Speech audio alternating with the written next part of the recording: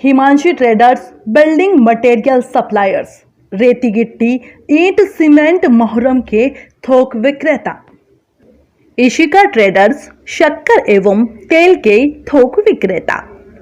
संजू भैया पताशे वाले, मोतीचूर के लड्डू, सोहन पपड़ी, kaju katli, malai barfi, milk cake, rasgulla, Bengali sweets, kesar katli, 11 Parshuram Marg, Gandhinagar, Indore. Namdev electronics, समस्त प्रकार के इलेक्ट्रॉनिक सामान के विक्रेता। Shri Chokse traders, water and building material supplier. नमस्कार, SVN न्यूज नेटवर्क में आपका स्वागत है और मैं हूं आपके साथ साधना सिंह। प्रधानमंत्री नरेंद्र मोदी ने शनिवार को गुजरात के केवडिया में स्टैच्यू ऑफ यूनिटी पहुंचकर सरदार वल्लभ भाई पटेल को उनकी जयंती पर श्रद्धांजलि अर्पित की। इस दौरान पीएम मोदी सरदार वल्लभ भाई पटेल की जयंती पर राष्ट्रीय एकता दिवस परेड में सलामी ली और निरीक्षण किया। पीएम ने कहा कि सभी देशवासियों को सरदार वल्लभ भाई पटेल की जयंती की बहुत बहुत शुभकामनाएं। देश के सैकड़ों सियासतों को, राज्य रजवाड़ों को एक करके देश की विविधता को आधार भारत की शक्ति बनाकर सरदार पटेल ने हिंदुस्तान को वर्तमान रूप दिया था।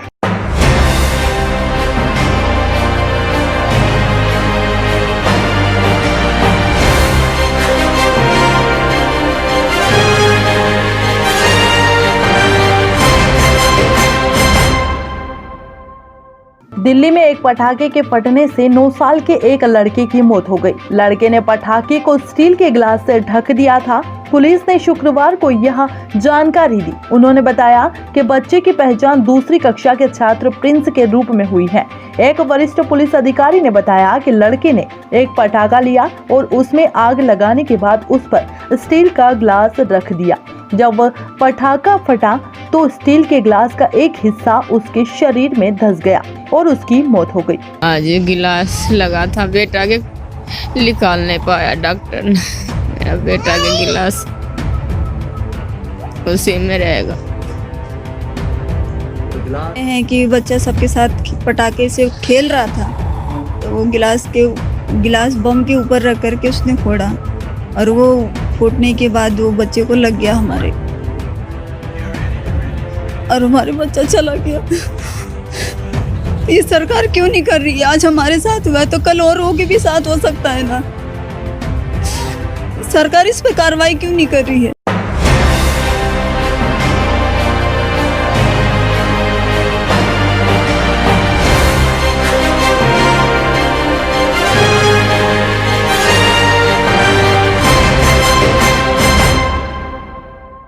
देश में कई राज्यों में उपचुनाव हो रहे हैं, लेकिन सबसे ज्यादा सीट पर मध्य प्रदेश में चुनाव होना है। 3 नवंबर को एक साथ मतदान होंगे। प्रदेश में 28 सीटों में से मध्य प्रदेश की सांवेर सीट ही सबसे हॉट सीट मानी जा रही है। इसी सीट पर सबकी नजर टिकी हुई है। इसी कड़ी में शुक्रवार को भाजपा के राष्ट्रीय महासचिव कैलाश विजयवर्गीय भी तुलसी राम सिलावट के पक्ष में सभा को संबोधित करने कनाडिया ग्राम पहुंचे। इधर कनाडिया ग्राम में सभा को संबोधित करने से पहले राष्ट्रीय महासचिव कैलाश विजयवर्गीय ने कनाडिया में रोड शो किया, जहां जनता ने कैलाश विजयवर्गीय और तुलसी सिलावट का ढोल ताशों और पुष्प वर्षा कर स्वागत किया। लक्ष्मी आ जाए तो अहंकार नहीं होना चाहिए। कमलनाथ जी रोज नोट गिन रहे थे, अहंकार और कह दिया कि हाँ सिंधिया जी सड़क पर निकलना हो तो उतर जाओ सड़क पर। और सिंधिया जी राजघराने के आदमी, रामचरितमानस में चौपाई है, रघुकुल रीत सदा चली आई, प्राण जाई पर वचन न जाई। वो उन्होंने जगह जगह जैसे मैं भाषण दे रहा हूँ वैसा भाषण दिया। तुलसी मैया के क्षेत्र में भी आगे भाषण दिया था। अब वो कैसे जनता के बीच में जाए? उनसे कह दिया सड़क पर आ जाओ। उन्होंने तो फिर बहुत अच्छा काम किया। इस देश में मोदी जी की सुपर एक्सप्रेस ट्रेन चल रही है विकास की। अपने 22 विधायकों को बुलाया, उस ट्रेन में बैठ गए, जैसे बैठ गए कमलनाथ जी उड़े, कमलनाथ जी सड़क पे आ गए। अब सड़क पर कमलनाथ जी आ गए तो कह रहे हैं तुम गद्दार। अरे भैया, अहंकार में तुम डूबे, नोट तुमने गिने, तुमने अपमान किया अपने लोगों का। यदि भारतीय जनता पार्टी को सरकार गिरानी थी तो 15 महीने पहले ही हम गिरा देते। हमारे नेताओं ने कहा नहीं गिराना। ये सरकार, ये 28 विधानसभा के चुनाव हो रहे तो हमारे कारण थोड़ी हो रहे कमलनाथ जी, आपके अहंकार के कारण हो रहे। आपने वादा खिलाफी की, इसके कारण हो रहे। आप किसको गद्दार कहते? गद्दार तो आप है। आपने किसानों का कर्जा माफ नहीं किया, आपने बेरोजगार नौजवानों को भत्ता नहीं दिया, आपने माताओं का सम्मान नहीं किया, आप कन्यादान का पैसा खा गए। कौन गद्दार?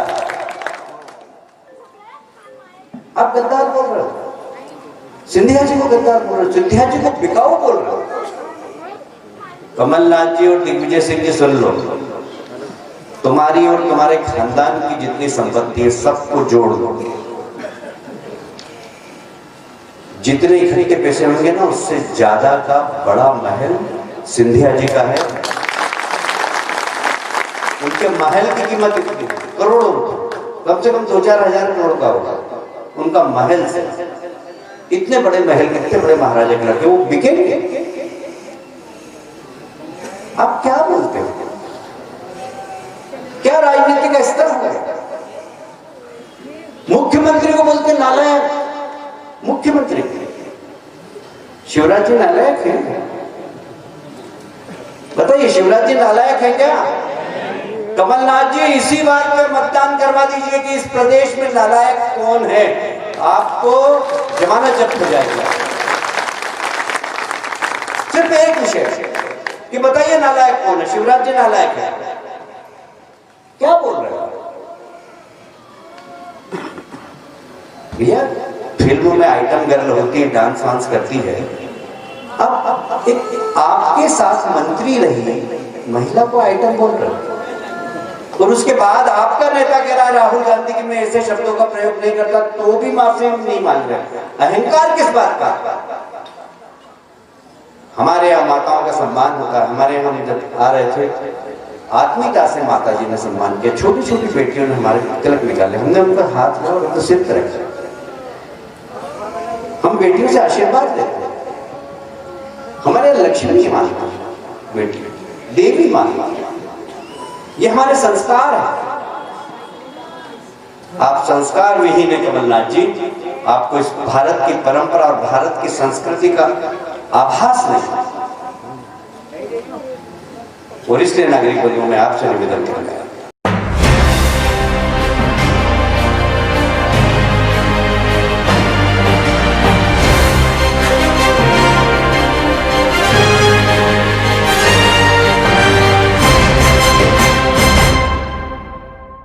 मध्य प्रदेश का इंदौर इच्छापुर राजमार्ग वैसे तो दुर्घटनाओं के कारण सुर्खियों में रहता है, जहां आज भी निमाड़ क्षेत्र के रहवासी इस हाईवे पर होने वाले मौत के तांडव को रोकने के लिए बाईपास की विगत वर्षों से मांग कर रहे हैं। लेकिन दोनों दलों के राजनेता अपनी अपनी सरकार बनाने की जद्दोजहद में आए दिन होने वाले इन हादसों की अनदेखी कर रहे हैं, जिसके कारण विगत 2 सालों में सैकड़ों सड़क हादसों में किसी न किसी परिवार का सदस्य हाईवे पर मौत का शिकार हो रहा है।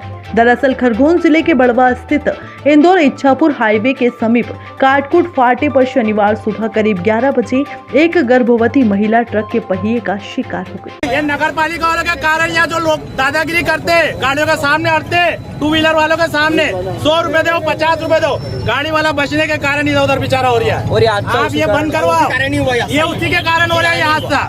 और मैंने एक नहीं बोल रहा, यहाँ की रहने वाली जनता से पूछ लो। महिला का इधर से आ रही थी? महिला इधर से आ रही थी। किधर से? घोड़ी से आ रही थी।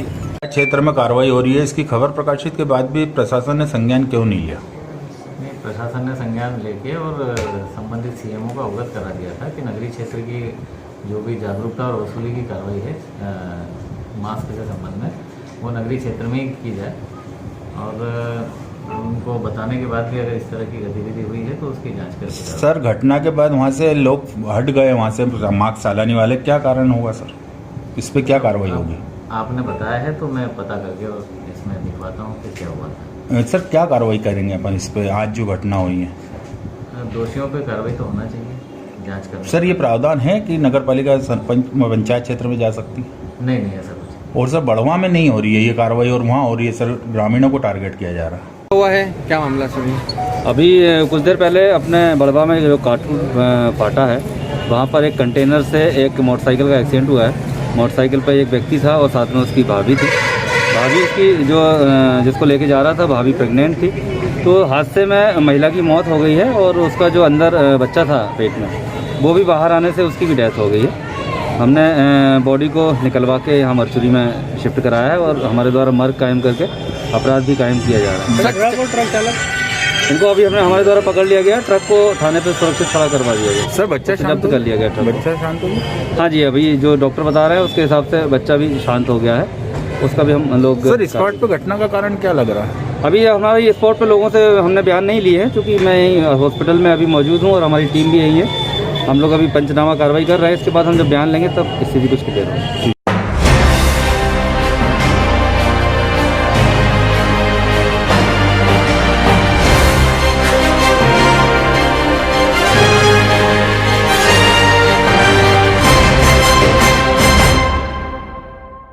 लौह पुरुष सरदार वल्लभ भाई पटेल की जयंती पर पूजन व माल्यार्पण किया गया।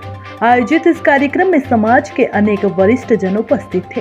विभिन्न प्रवक्ताओं ने सरदार पटेल के जीवन पर प्रकाश डाला और उन्हें आज भी प्रासंगिक बताया। हरदेव लाला चौक पर सरदार पटेल की प्रतिमा पर पूजन कर माल्यार्पण किया गया। इस अवसर पर पाटीदार समाज के वरिष्ठगण उपस्थित थे। आज 145वीं जयंती है, क्या मानते हैं आप सरदार वल्लभ भाई को? किस तरीके से मानते हैं सरदार वल्लभ भाई पटेल? सरदार वल्लभ भाई पटेल भारत में जो अखंड भारत के शिल्पी के रूप में हम उनको नमन करते हैं। साथ ही निर्भीक और निडर होकर माँ भारती की सेवा में जिन्होंने प्राण प्रण से सेवा करी, अखंड भारत के शिल्पी के रूप में हम उनको नमन करते हैं। साथ ही पूरे देश में जो रियासतों में बटा हुआ था देश, उसको एक करने में उन्होंने भूमिका निभाई और विषम परिस्थितियों में भी माँ भारती की सेवा में प्राण प्रण से लगे रहे। इसलिए हम उनको नमन करते हैं, श्रद्धा सुमन अर्पित करते हैं। 145 शुभकामनाएं। आज इस दिवस को राष्ट्रीय एकता दिवस के रूप में मनाया जाता है।